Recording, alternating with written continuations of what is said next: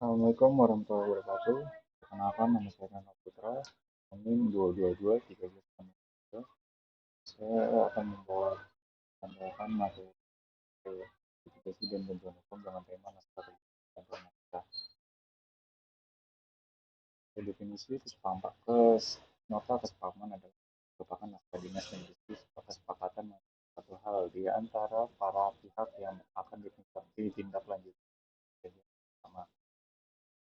Sistematika terdiri dari kepala terdiri dari lambang instansi, nama instansi, judul nota kesepahaman, dan kata nomor dari para pihak. Kata tersebut sendiri terdiri dari isi, kalimat terbuka, nama pihak bersangkutan, dan poin kesepakatan yang ada dibahas pada surat. Sedangkan pada kaki berisi pada nama dan tanda tangan para pihak yang akan menyetujui dan yang bertanggung jawab atas kesepakatan yang dibuat.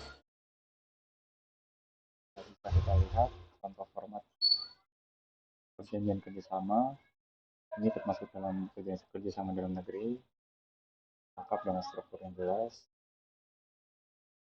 Dan materai adalah pajak atas dokumen yang terutang sejak saat dokumen tersebut ditandatangani oleh pihak yang berkepentingan, atau dokumen tersebut selesai dibuat atau diserahkan pada pihak lain bila dokumen tersebut hanya dibuat dengan kedua antara satu pihak saja.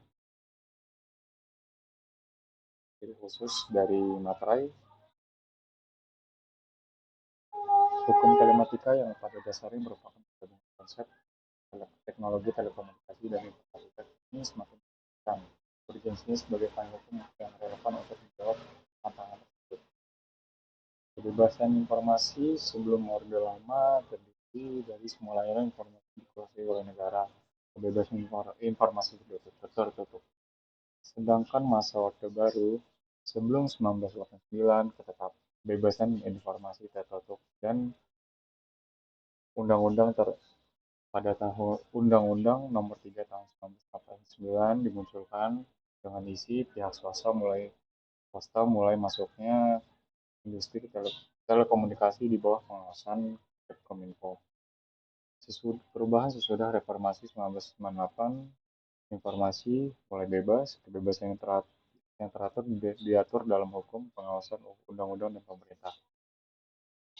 Karakteristik hukum telematika: 1. Adanya data pribadi, adanya hak intelektual, dilakukan dengan media informasi secara elektronik, tujuannya untuk penyampaian informasi atau transaksi, bisa one to many, many to one interaction. Dan 6. Batas jarak, ruang, dan waktu tidak jadi permasalahan. Telematika dalam hukum internasional. Faktor yang menciptakan bahwa suatu hubungan menjadi hubungan internasional terdiri dari 1. Kewarganegaraan, domisili, bendera kapal, tempat kediaman, tempat kedudukan, pilihan hukum intern. Pertalian sekunder. 1. Tempat situs benda, tempat perbuatan hukum dilakukan, tempat timbul akibatnya perbuatan hukum, dan yang terakhir tempat pelaksanaan perbuatan hukum resmi dan tempat perkara atau gugatan.